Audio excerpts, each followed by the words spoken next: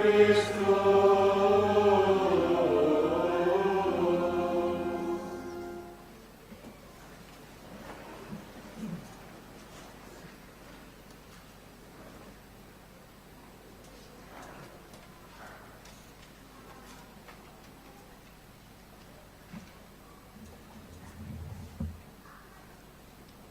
Ibu, orang-orang muda dan anak-anak yang dikasihi Tuhan, tahun 2018 yang lalu pernah ada satu kejadian di negara tetangga. Di Thailand ada sebuah musibah yang menimpa 12 anak dan satu orang dewasa. Mereka adalah satu tim sepak bola, anak-anak yang sedang mengadakan latihan fisik atau sedang latihan fisik dengan pelatihnya. Kebetulan pelatihnya tidak ada, lalu kemudian yang ada adalah asisten pelatihnya.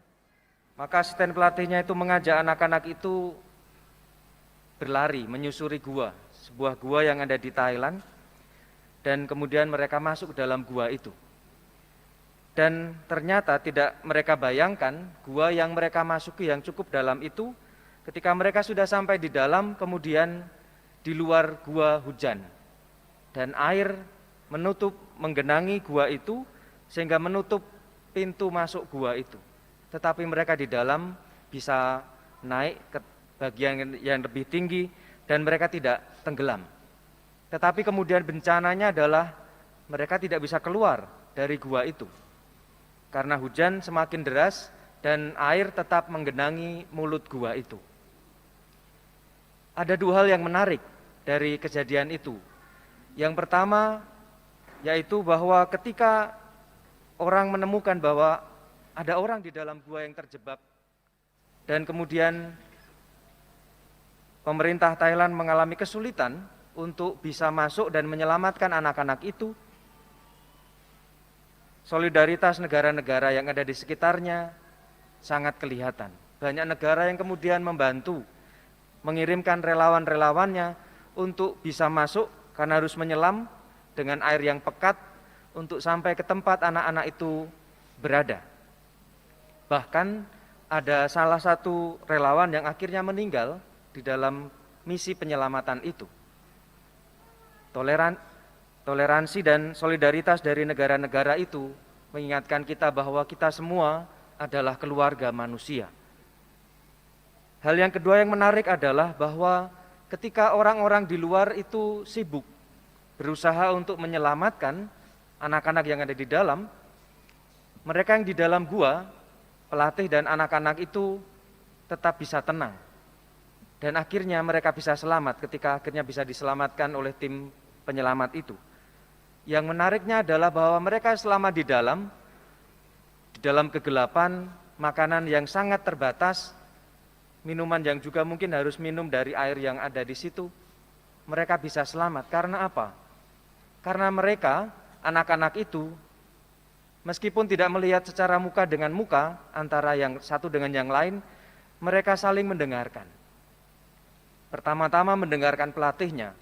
Pelatihnya mengingatkan agar anak-anak itu tenang, lalu makanan yang ada yang sedikit itu dibagi-bagi, sehemat mungkin sampai penyelamatan datang, dan kemudian mereka mematuhi apa yang diminta oleh pelatihnya itu. Saudara-saudari yang terkasih, Injil hari ini juga mengingatkan kita bahwa keselamatan domba-domba mensyaratkan 3 hal.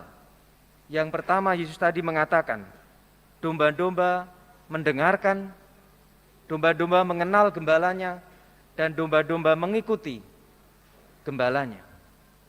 Anak-anak tadi juga bisa selamat karena mereka mendengarkan pelatihnya, mereka mengenal pelatihnya sehingga mereka satu sama lain berelasi dan merasa dijaga satu sama lain, dan akhirnya apa yang diminta oleh pelatihnya mereka ikuti. 3 hal itu juga diingatkan Yesus dalam Injil hari ini, dalam Minggu Panggilan ini.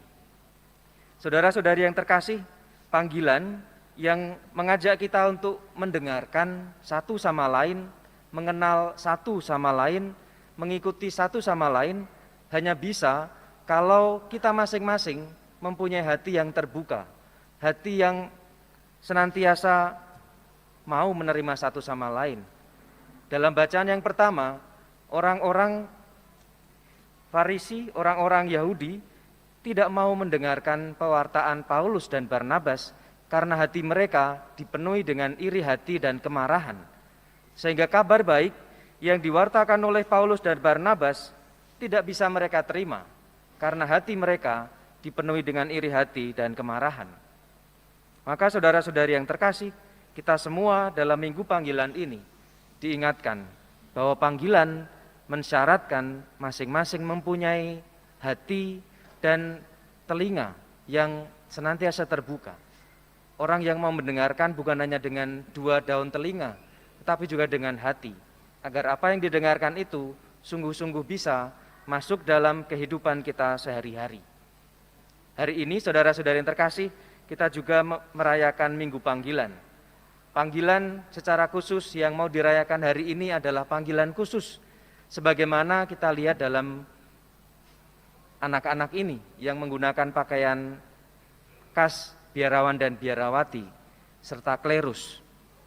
Panggilan untuk mengenal seperti ini hanya bisa ketika mereka sejak dalam keluarga mengalami pengalaman mendengarkan sabda Tuhan melalui doa bersama atau juga melalui pengalaman-pengalaman sharing dalam keluarga dan juga saling mengenal satu sama lain ketika mereka diberikan kesempatan untuk mengungkapkan dirinya, sehingga mereka mendapatkan wawasan tentang hidup menggereja.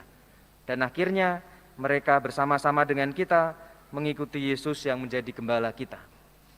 Semoga saudara-saudari yang terkasih bersama dengan anak-anak yang mensyukuri rahmat panggilan khusus dalam gereja, kita juga senantiasa mendukung serta kami mengucapkan terima kasih karena dukungan Anda sekalian umat untuk panggilan-panggilan khusus ini menjadi berkat bagi gereja agar tetap hidup, tumbuh dan berkembang di mana-mana, mewartakan kabar gembira Tuhan bagi setiap orang yang membutuhkannya.